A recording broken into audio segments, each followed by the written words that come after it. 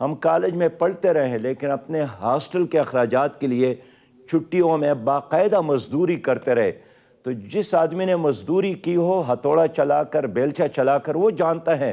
اور یہ جو کرج، یہ حوصلہ اور یہ عزم، اس میں بنیادی کردار ایک تو میری ماں کا ہے اور اس کے بعد اسلامی جمعیت طلبہ کی ہے کہ میں ایسے دوستوں میں شامل ہو گیا جس نے مجھے ایک عظیم نصب العین دیا اور آگے بڑھنے کا، چلنے کا ایک سلیقہ مجھے دے دیا.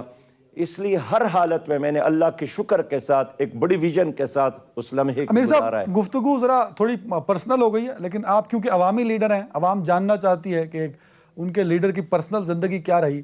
سر، آپ کا جو گیٹ اپ ہے، خاص طور پہ آپ جس طرح اپنی ٹوپی کو کیری کرتے ہیں، اس کے پیچھے بھی میں نے سنا تو ہے آپ سے وہ واقعہ. میں چاہوں گا اگر میری آڈینس سے آپ شیئر کریں سر، تو ایک سبق ہوگا ان کے لیے بھی. سر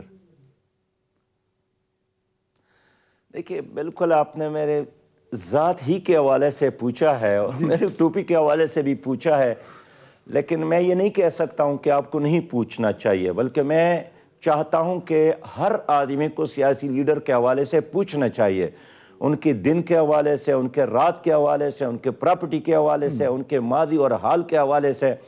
تو میں 5ویں کلاس میں تھا، ہمارے علاقے میں بہت برف باری ہوتی ہے. تو اس دن میں نے اسکول جانے سے انکار کر دیا، اس لیے کہ میرے اسکول میں میرے پاؤں میں جوتے نہیں تھے، میرے والد صاحب بھی نہیں تھا. تو میں نے آ کر اپنی والدہ کی خدمت میں عرض کی کہ آج میں بالکل اسکول نہیں جاؤں گا، اس لیے کہ میرے بوٹ نہیں ہیں اور لوگ تانے بھی دیتے ہیں.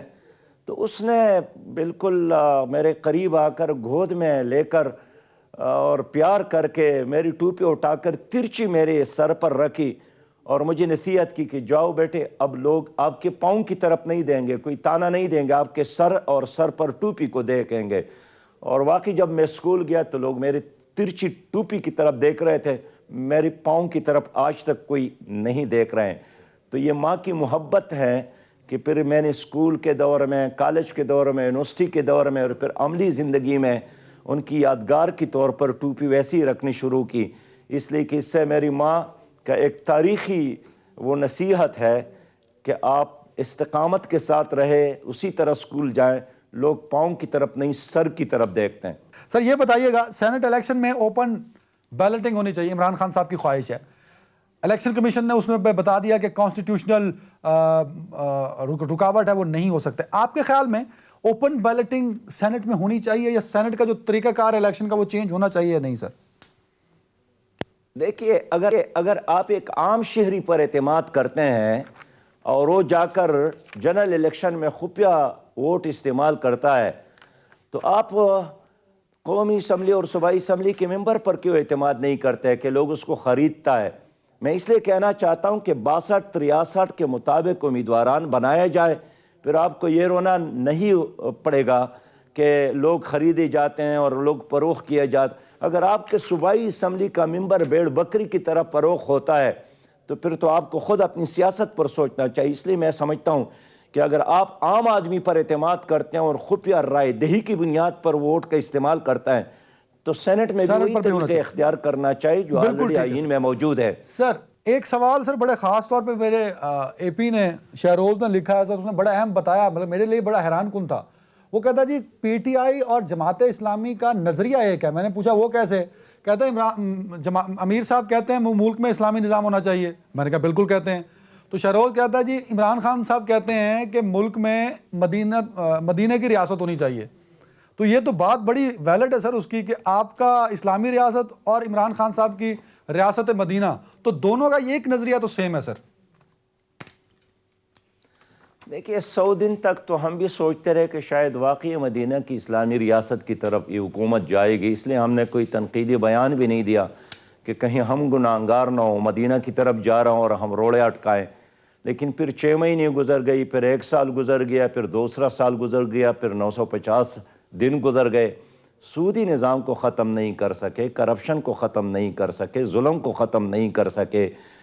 کوئی ایک ایسا اقدام جس کے بارے میں ہم کہیں کہ انہوں نے اپنے وعدوں سے ایک وعدہ پورا کیا، ایک کام ایسا نہیں ہوا.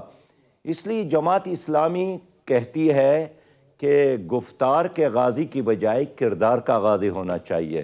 اس وقت گفتار کے غازی موجود ہے، کردار کے غازی نظر نہیں آتے. سر آخری منٹ لے لیا میں نے ایک اور اپنے پروڈیوسر سے سر، خاص طور پہ ڈاکٹر عافیہ صدیقی کی واپسی. عمران خان صاحب بڑے نعرے لگایا کرتے تھے. کیا عمران خان صاحب کی گورنمنٹ نے کوشش کی، اور اگر کوشش کی جائے تو ممکن ہے؟ مجھے ڈاکٹر عافیہ کی والدہ نے بتایا کہ میری اس گھر میں جناب نواز شریف صاحب بھی آئے تھے. انہوں نے بھی کہا کہ امی جان بس حکومت ملے، دعا کرے 100 دنوں میں آپ کی بیٹی پاکستان آئے گی. اسی طرح عمران ان کے پاس گئے، وعدہ کیا کہ دعا کرے بس 100 دنوں کے اندر. لیکن نہ پیپل پارٹی نے، نہ مسلم لیگ کی حکومت نے، اور نہ پی ٹی آئی نے ڈاکٹر عافیہ کو ملک لانے کے لیے سنجیدہ کوشش کی. امیر صاحب آپ کیسے انشور کریں گے کہ جو دعوے آج کرتے ہیں آپ لوگ جماعت اسلامی والے، کل آپ کو حکومت مل جائے تو آپ وہ سارے دعوے پورے کریں گے؟ عمران خان صاحب بھی اسی طرح کے ملتے جلتے وعدے اور دعوے کیا کرتے تھے سر. دیکھیں عمران خان صاحب دعوے کرتے تھے اور آج ناکام ہو گئے. ہمیں جہاں اختیار ملا ہے ہم نے کر کے دکھایا ہے. اب کراچی میں 2 بار ہمیں موقع ملا ہے ایک میئر کی حیثیت سے، عبدالستار افغانی کی صورت میں اور نعمت اللہ خان کی صورت میں. اتنے بڑے شہر کے میئر عبدالستار افغانی آخری عمر تک کرائے کے مکان میں رہتے تھے. جتنا میگا پروجیکٹ آج آپ کراچی میں دیکھ رہے ہیں سب وہی ہے جو نعمت اللہ خان صاحب نے شروع کیے تھے. خیبر پختونخوا میں فائنانس منسٹر تھا. الحمدللہ ہم نے ادنا سے لے کر میٹرک تک تعلیم کو مفت کر دیا تھا. ہم نے تمام ضلعی ہیڈ کوارٹر میں ہاسپٹل کو کیٹیگری اے کا درجہ دیا تھا. سب سے پہلے خواتین گرلز میڈیکل کالج ہم نے قائم کیا تھا. خواتین یونیورسٹی ہم نے بنائی تھی. ہاسپٹل میں ایمرجنسی کو ہم نے مفت کر دیا تھا. ایک اپروچیبل سسٹم دیا تھا. حالانکہ صوبے میں اتنے اختیارات اور آزادی بھی نہیں ہوتی ہے، لیکن اللہ نے ہمیں موقع دیا.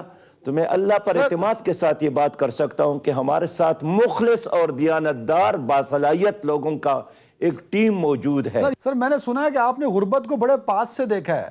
میں چاہوں گا کچھ شیئر کرنا چاہیں کہ امیر جماعت اسلامی بنے، ملک کی سیاست میں بڑا اہم رول ہے سر آپ کا.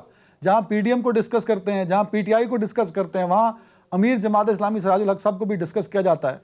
تو غربت کی بات ہو رہی تھی تو آپ نے غربت کو بڑے قریب سے دیکھا ہے سر. نان بھائی ماضی ہے، بہرحال ماضی کو بھی یاد رکھنا چاہیے. اور میں عرض کرتا ہوں کہ میں جب پہلے دن اسلام آباد آیا تھا اسلامی یونیورسٹی میں داخلے کے لیے